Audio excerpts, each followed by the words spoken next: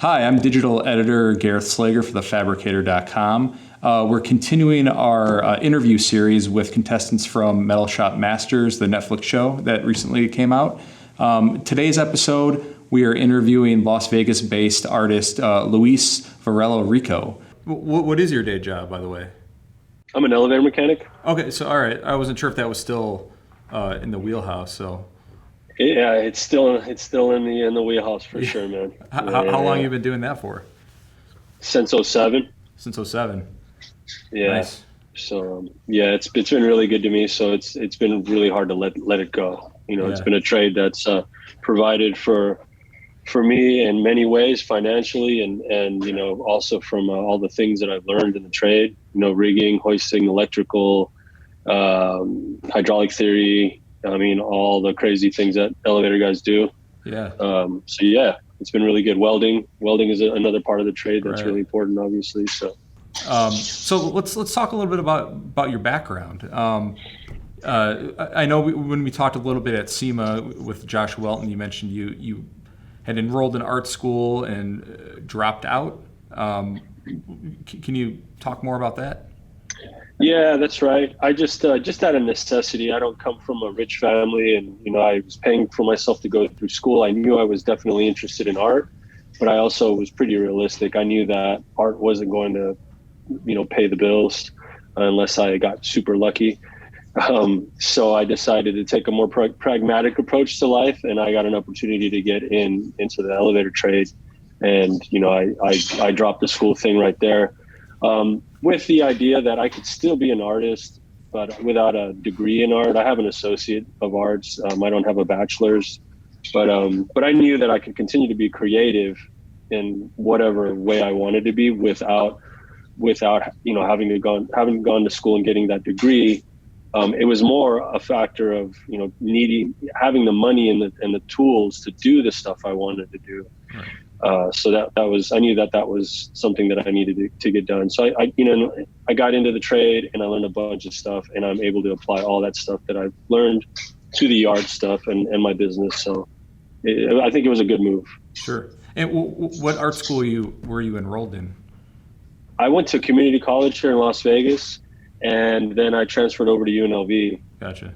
And I think I spent 2 semesters there, and I was just like, yeah. And then again, I got that opportunity, and I was out, man. Yeah. I was out. I've always had like industrial jobs. I think before that I was working in an ice factory, loading trucks and stuff. So I was always kind of like in an industrious kind of type career before I got into the elevator trade. So yeah, it just worked out, man. Yeah, I guess, a lot of people think, you can't really, you're not going to learn everything in 4 years. Like, especially with art, that's a lifelong learning process, and you can apply things as you learn, as you move along in your career, I'm sure, right? Right. And art is one of those things where it's not like math or engineering where there are right and wrong answers. It's more kind of a study of who you are and how you view the world and how you communicate your views of the world through specific mediums, and mine being metal, just kind of stumbled into metal.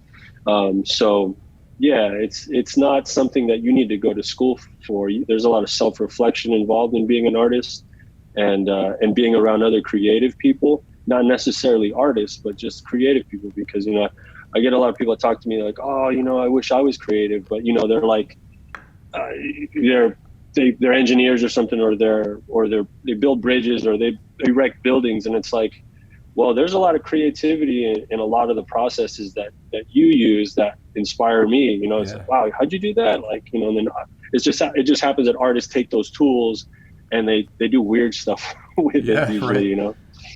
Well, you said you kind of stumbled into working with metal. How did you stumble into it? What was like the genesis of your metalworking career? Cars, man. Yeah. Cars. Like to this day, I love old cars. And, as a kid, I was captivated by them, seeing them go by, and, older cars, obviously, with all the shapes and the weird kind of lines. And it's still, to this day, it hasn't got old. And So I knew I needed to learn how to work metal, how to weld, how to, do sheet metal stuff. And it just, once, I just had some young kid come over the other day. His dad brought him over and he was like, oh, well, you know what? He wants to become a welder. And I'm like, well, there's so much more after welding. It's not just welding. There's just like, it's a massive like sector of industry that you can get into. And that's what happened to me. I thought I wanted to just learn welding, and then it just like snowballed. And here I am, with CNC machines and CAD and all this other stuff now. Yeah. I mean, there's a large, you were talking at SEMA with Josh and Ivan about the spectrum of metalworking art right now. It's like, with as much technology as there is out there right now, the possibilities are endless, and there's not just one way to do art, and it's just endless. Yeah, I think as a human being, I think the possibilities are endless. It doesn't matter how much technology we have. The technology is a representation of how endless the possibilities are. And again, from an artistic perspective, it's not right or wrong to either do it the old school way or the new school way. It's just, there's just different ways of being and using the material. Sure. And that kind of crosses all other materials too. It's not just steel. Yeah. What was the first art project that you worked on with metal? Man, I probably don't even remember, to be honest with you. I have people. I was a ceramicist, by the way. That's what I wanted to go to college for. But the only reason I say it is because concerning your question is I had someone show me a picture of something that I gave them like in high school, and I was like, I made that. I don't even remember. I've made so much stuff. I don't remember, man. I couldn't. I mean, I think the first thing that I actually welded that I was kind of like pretty psyched about was my dad had this big a fish mailbox. You remember the fish mailboxes that were plastic? Yeah. And then you just open the mailbox. The mailbox door is the fish's mouth, and that's how you get your mail. Anyway, so I welded up brackets so we could mount that thing out front of our house, and that's kind of like the only like early memory I have of like welding. But yeah, there's just been so much, man. It's hard to remember everything. So you was doing some research on you. You've got a lot of large scale art installations around Vegas. How did you get into doing that sort of thing? My mom, she was encouraging me to because she works for the county here, Clark County, and she was like, there is a ton of opportunities out there in terms of public contracts for art. Because I don't know about in where you're from, but here in Vegas, some of these government contracts, they have to spend a certain percentage of their budget on public art. So those opportunities are out there. It's just a lot of artists are kind of intimidated by going through the process because there is a lot of paperwork. You have to apply, you have to have a resume, you have to do presentations, you have to have everything in a very specific format.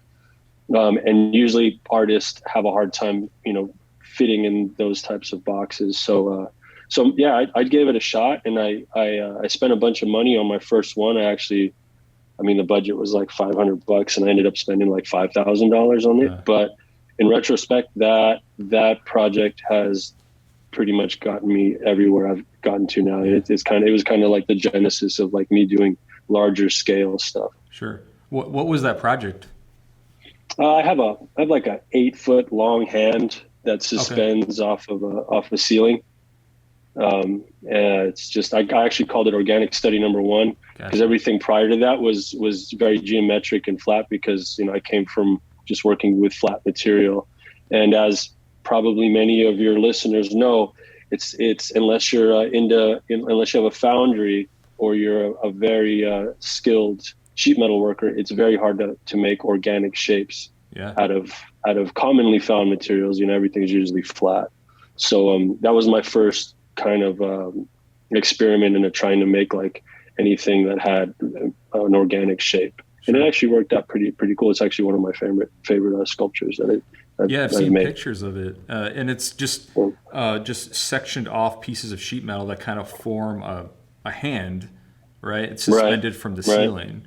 How much work and how much time did that take? Have you had done any pieces similar to that before? No, I'd never done anything like that before, and that piece actually represents an idea that I wasn't able to fully bring to fruition.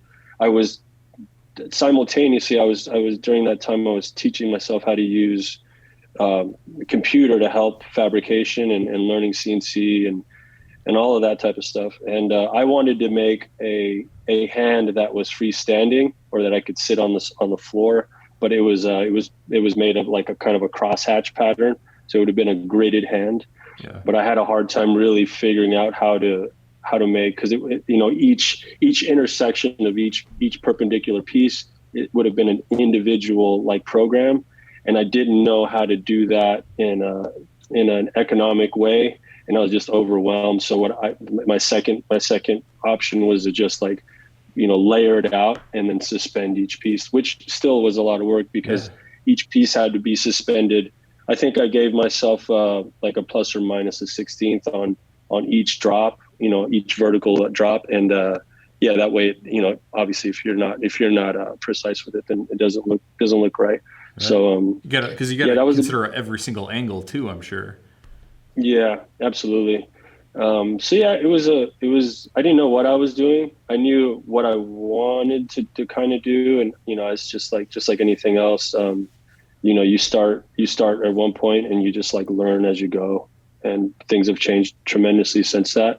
But that was kind of like the beginning of me really using technology to help the art.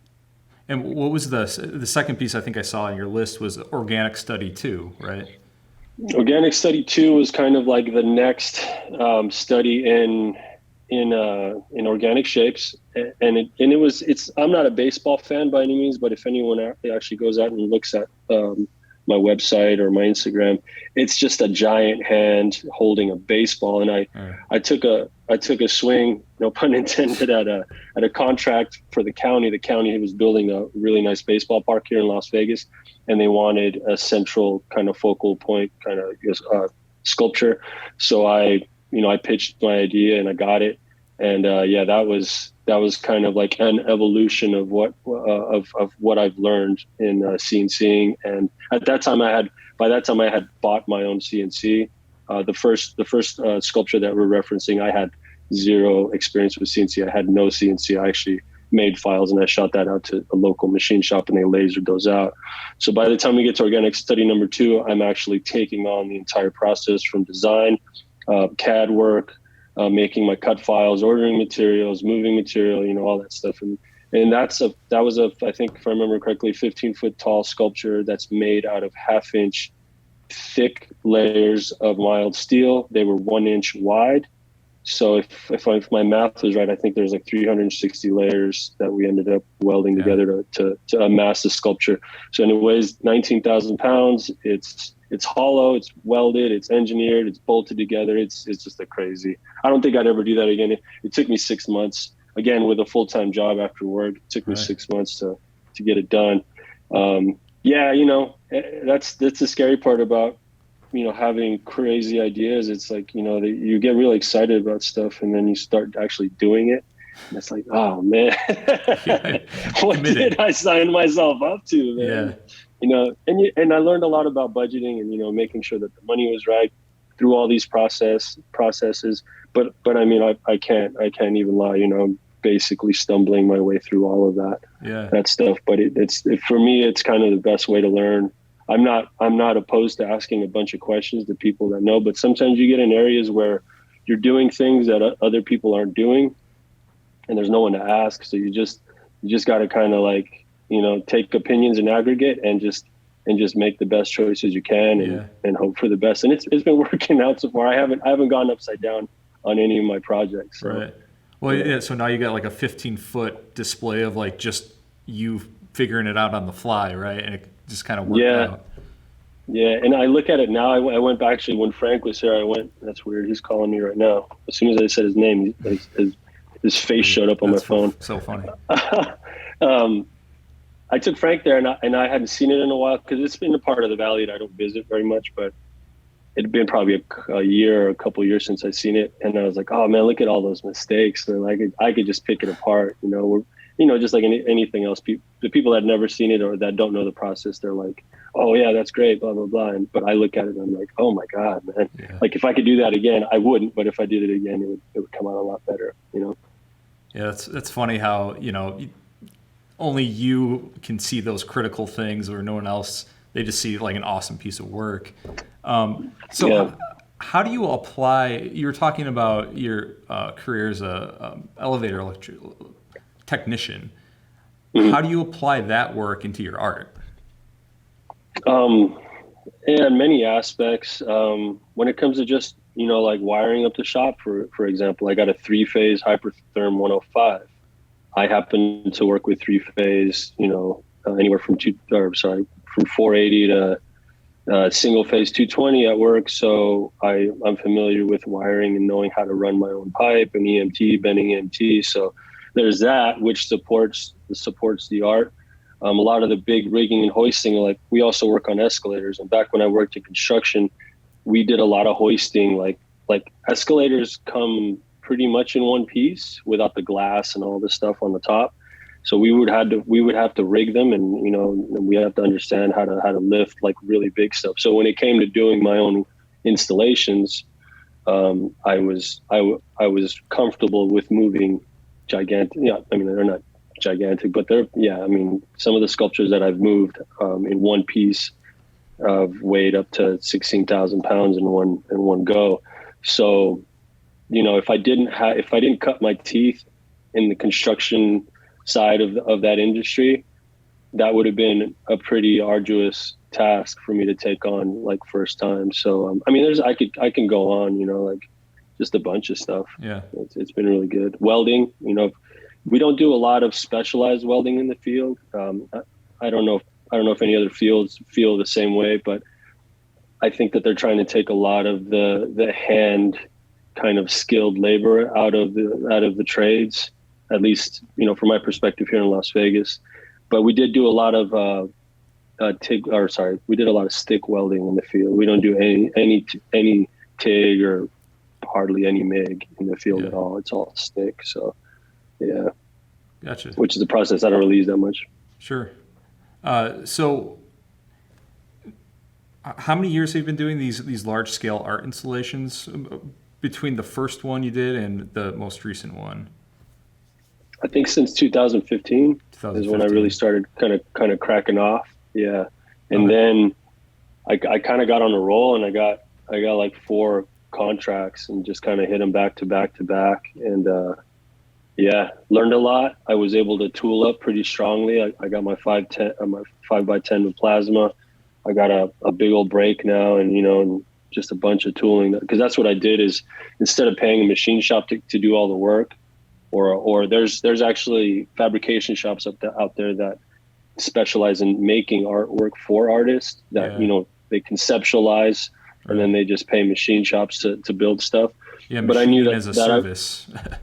Yeah, and I knew that wasn't going to be the way for me to make any money, and I'd much rather reinvest in myself and buy machines and just learn how to use them. Yeah. And that's kind of how I've been kind of rolling through these projects. And ultimately what it gives me, because like going back to that baseball hand, like I'm not into baseball, nothing against baseball, but I would have never made a baseball sculpture like on my own. That's not even within the realm of possibilities. Excuse me. So, but by me doing that, I'm able to buy my tooling, and then when I'm done with stuff like that, I can spend time on my own, like experimenting with the tooling, coming up with weird ways to use it, doing my own projects, making whatever I want to make in my own time. Where on the other hand, if I didn't have my own tooling, I would be like, hey, machine shop, can you try to do this? And they're like, oh man, give us like 2-3 weeks, and our bed's busy for the next 3 weeks. Yeah. Like we're not gonna be able to cut anything for you. So it's been a big, it empowered me quite a bit to, have my own tools.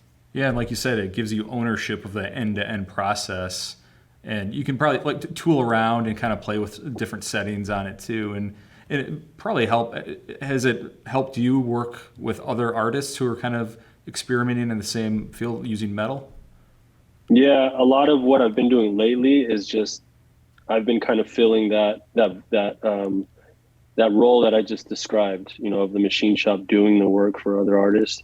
Now artists are coming to me and saying, "Hey, we'd like either a small percentage of help just to get our, whether it be drawings or like a buck made for our sculpture, or sometimes I go like full bore and I'll do like an entire sculpture for someone." So yeah, and I enjoy it quite a bit, because I want other artists to know that, you can do this too. It's not like, welding. I mean, I shouldn't say welding's easy, but you shouldn't be scared to kind of dive in and take a look at what this is all about. It's actually really rewarding, and a really interesting industry to be a part of. Oh, sure. I mean, and the scale of it, like, Leah, who is also on Metal Shop Master, she works with like very small, precise, very detailed pieces, whereas you're working with huge sheets of stainless steel for the most part.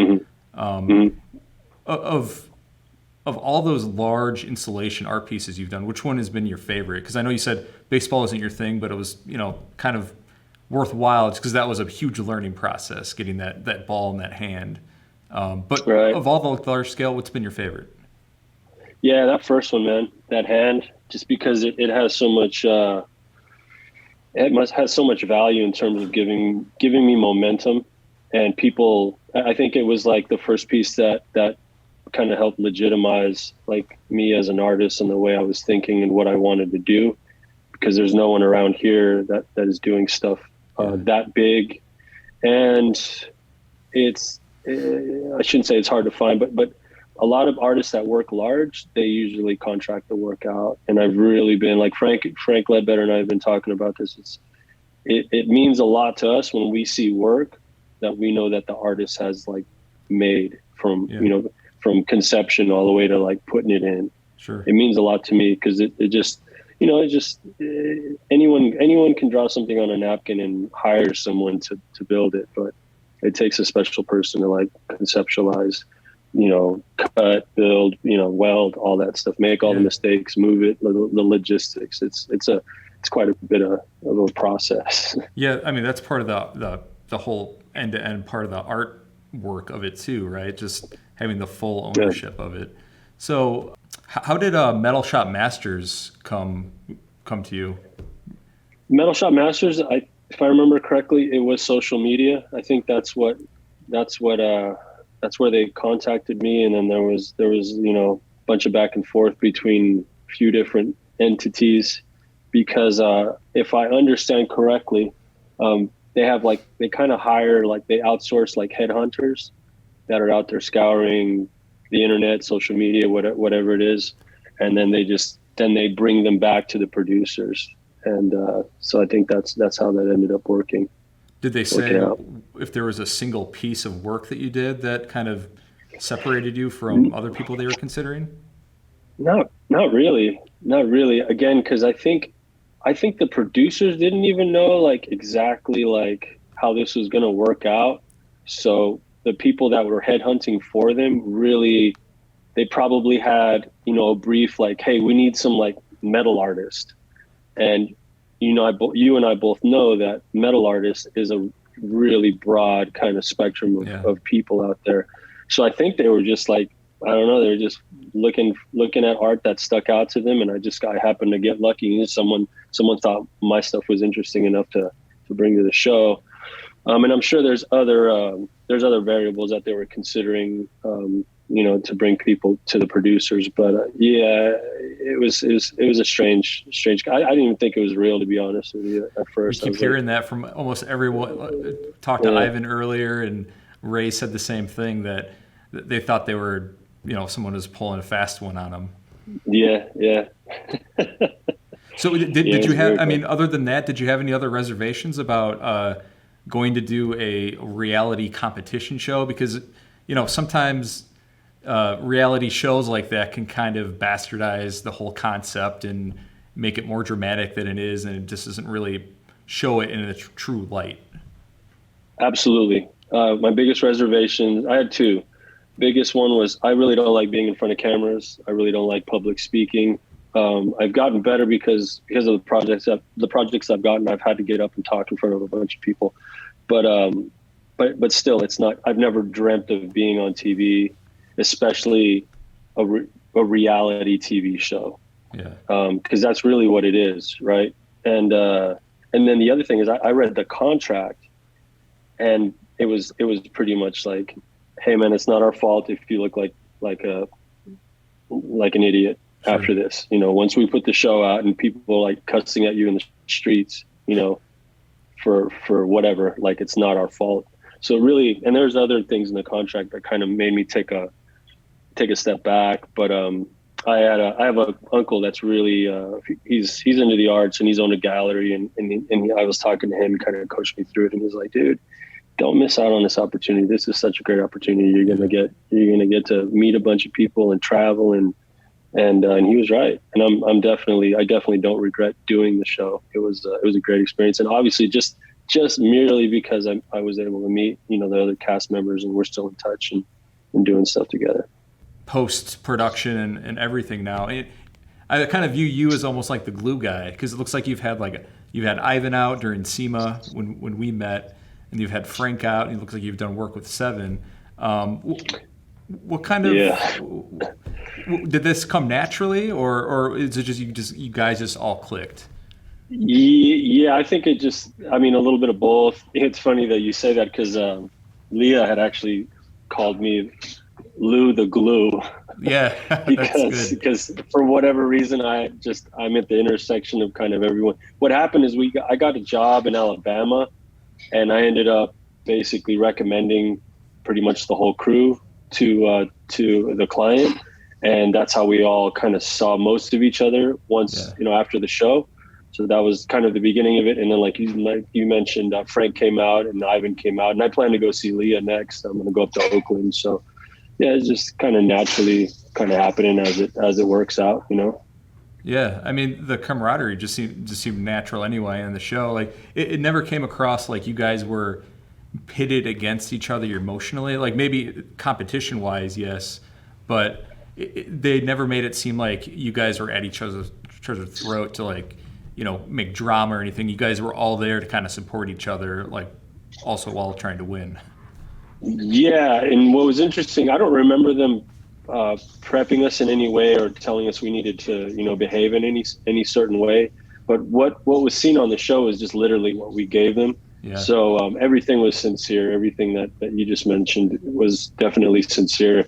And yeah, I never, we all talked after or in between all the shoots, and it was pretty easy. We I think we all kind of felt like we were in it together, because it was our first time doing something like that, I think, except for maybe Ray. So yeah, it was, we were just in it together, kind of. And it's pretty unique for this sector of the industry too, to have this kind of spotlight on it. The camaraderie that you guys formed has been kind of priceless, almost, to kind of feed off each other, like work on. Have you guys collaborated on any projects together after the show? Or is it just kind of picking each other's brains? Well, there's always that. There's always the picking of each other's brains. But he's crazy, man. Frank is crazy. I just want everybody to know Frank is crazy. Don't let him Uncle Frank, give you that old drag. Yeah, Uncle Frank. Don't let him, make you think that he's like an innocent, Southern belle, Southern hospitality. Okay. Yeah. Dude, he's wild. But when we met, I told him kind of what my process was. And before we even left the show, he's like, oh man, I've been looking for someone like you, Lou. I'm going to call you, man. We're going to do some stuff. And we did. We made this giant 15-foot tall Trojan horse that he wanted to do. Oh, wow. He just needed someone that had CAD capability to just take his model and just make it bigger, basically. Yeah. So we've done that. We were able to help a tremendously talented artist in Montgomery, Alabama. Her name is Michelle Browder. She has a really beautiful, powerful sculpture down there.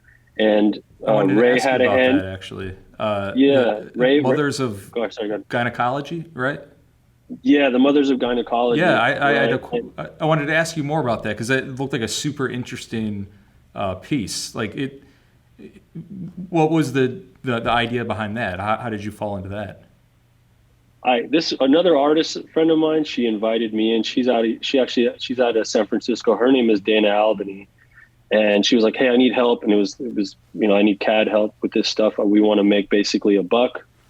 They called it an armature, but basically I drew up some female forms, changed their physique to match the narrative. The narrative was probably the most important and most impactful of this whole story. And basically the story is that the man that was credited with creating gynecology did so off the bodies of enslaved women that he experimented on, basically without their permission. And it's pretty dark, but I think it's incredibly important to educate people. So it was an honor for me to come and work on the project. I didn't know how much of an honor it was until until it came to term and I was down there for the opening. And I've had art openings for my sculptures, and it just blew everything I'd ever done away. Just like it was emotional. It was religious. It was just I had never really been down in the South, and it was super intense. And luckily, Frank, Ray, Seven, Leah, all had hands in it. I met Ivan. Ivan came down, and we all met together. And so, like, most of us were down there, and we either had a hand in it or saw it physically before it was all done. So, I was really lucky to work on that. It's been a privilege to know everyone on the show. It's been a privilege to work on projects like this. It's just, I think about my friendships with these people, and they're incredibly unique, precious friendships that I can't believe that it's real sometimes. Sure. Like I can call a guy like Ivan and be like, "Hey man, how do I do this?" Or like, "What are you doing today?" He's like, "Oh man," and you get to know people on a human level. We're not all superheroes or TV stars. We're living really normal lives. I have a day job, and I got Frank calling me like every other day, and if he doesn't call me, I'm calling his ass. And they're like, "What are you doing, Frank? I'm gonna go over here painting today, man. Shit, what are you doing, man? You over there elevating?" That's what he's always saying to me. So and I talk to everybody. We keep in contact. We got a text thread. I talk to Leah. Everybody's great. So what pretty was awesome. Other than the camaraderie? What was the biggest takeaway that you learned from being on the show? There's a lot of takeaways, but the biggest.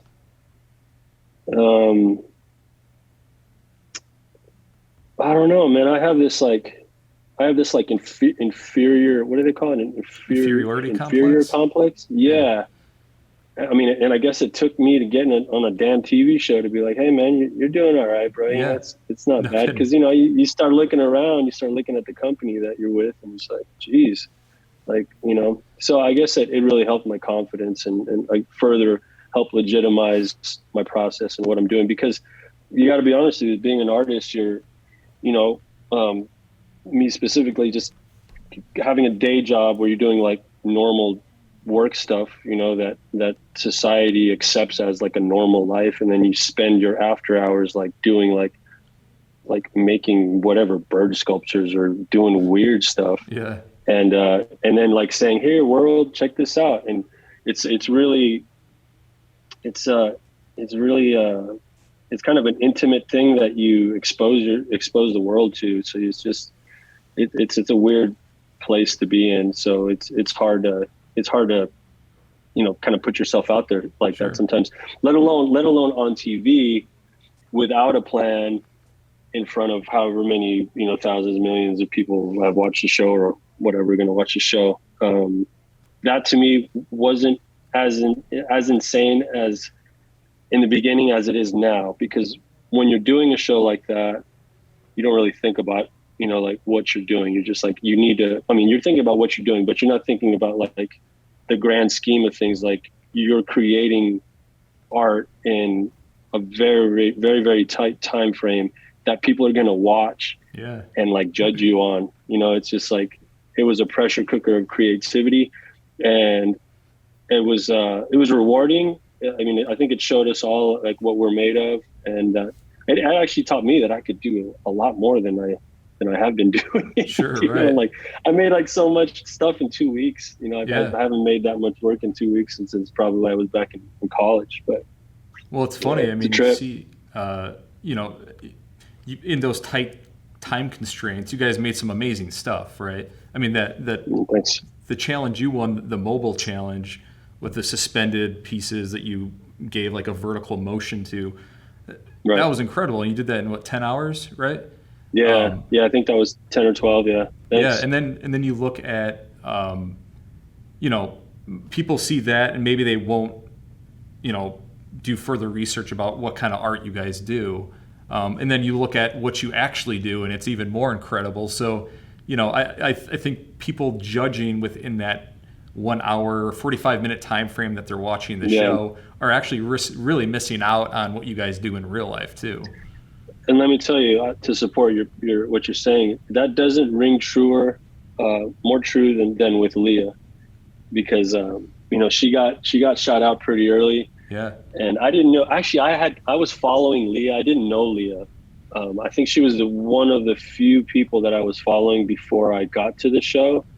So that was a trip, you know, all on its own, just to be like finally, you know, meet someone that you've been following that lives in a distinctly different part of the country. Yeah. But she is so talented, and her work is amazing, and people didn't get a chance. And then I heard that there's a bunch of negative kind of buzz on the internet about, like, you know, the time that her and Frank worked together on the project, and I really don't think she got a fair shot on that. You know, and I repost her stuff sometimes just to remind people that, you know, just because certain people didn't make it far in the show doesn't mean that they're any less of artists, because she is incredibly talented. Yeah.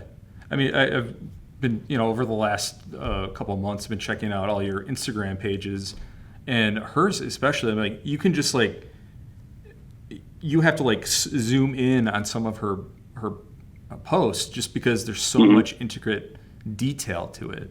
I can't imagine how much time that takes just to sit down and have that patience. Yeah, I told her a while back, and I meant this as a compliment. I was like, Leah, I look at your stuff, and, you know, I can't tell you how you're making whatever you're making, you know. And that's, to me, that's a compliment, because I've been around stuff long enough to where I go, like, oh, okay, that was laser cut or etched or cast or, you know, whatever, printed or whatever it is. And I look at her stuff and I'm just like, it looks handmade, but it also looks cast, but it's not cast. And it's super confusing. And yeah, and I think that's the biggest compliment I could pay to another fabricator or artist is, you know, like, how did you make that? Because I can't figure that out. That's amazing. Well, you know? you can even look at like the challenge that she went out on, the team challenge by making the grill, and the rope that she made on that package alone, you think would have maybe won any other competition. Right.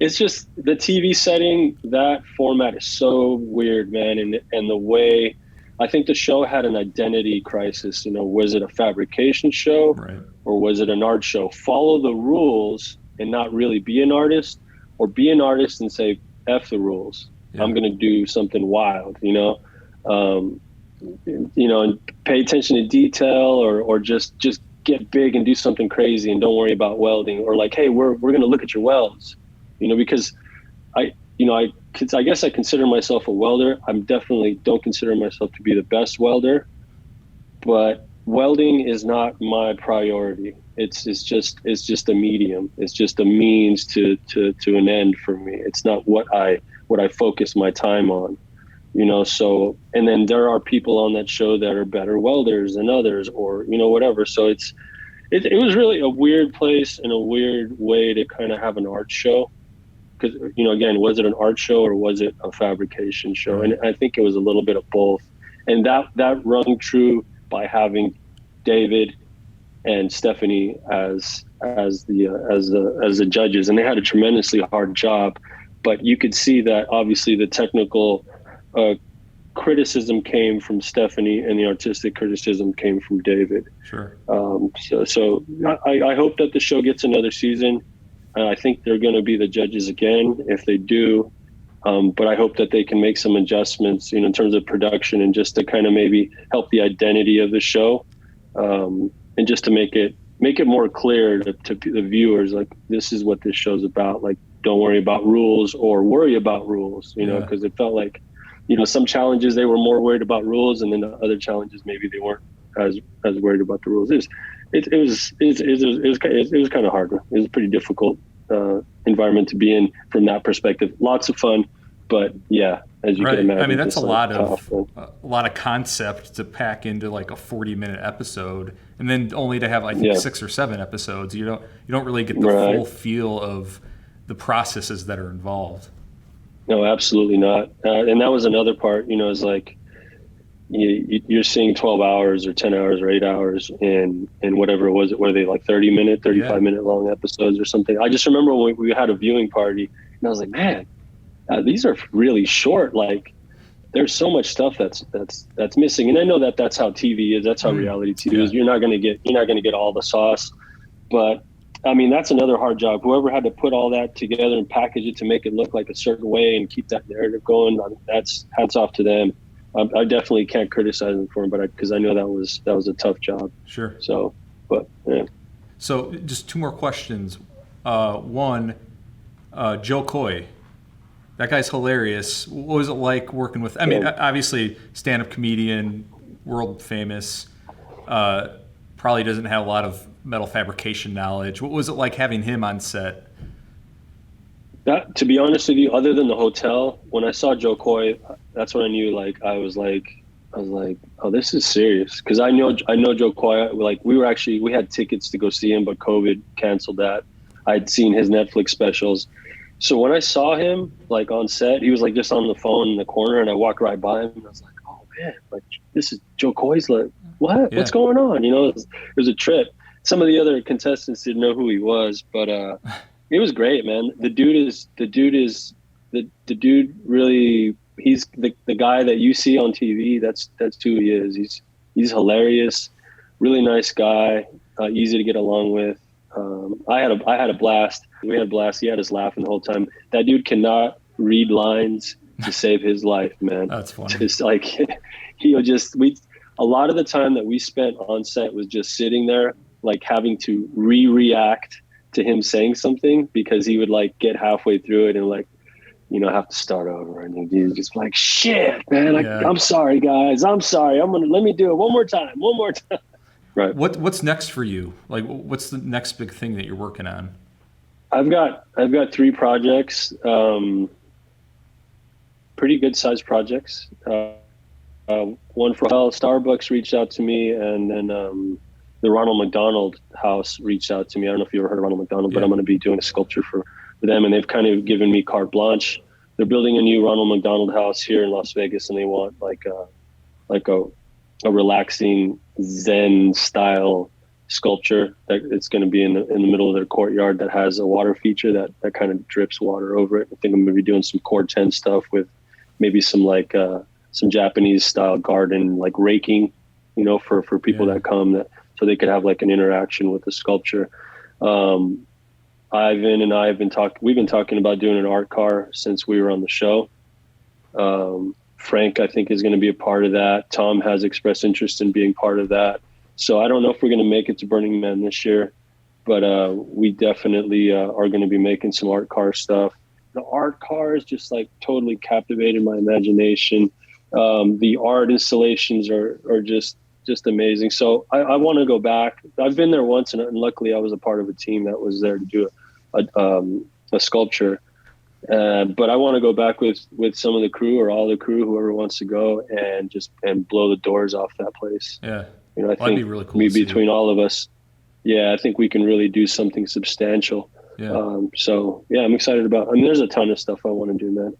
So well, definitely keep us posted about that project. That sounds something like we'd be interested in learning more about. For sure, man. For sure. Cool. Well, hey, man, is there anything else you'd like to add? No, man. Just thanks for taking the time to talk to me and finding me worthwhile to, you know, to have a chat with. So I appreciate you guys' time so much. Thank you. You've been great. Where can people find your work? Your website, social media? I have a website, and I just do Instagram. Like, that's all that I could currently handle. And it's my full name, Luis Varela-Rico, on Instagram. And my website's luisvarela-rico.com. Thanks a lot, Gareth. Cool. I appreciate you, man. Lou, thanks, man. Take it easy. All right, bye. Bye.